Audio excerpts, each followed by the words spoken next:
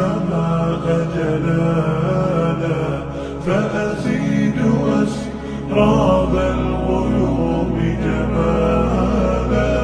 وألون الدنيا بأجمل بسمة، وأكون للخير العميم مثالا، وأبر محتسبا بأم وأب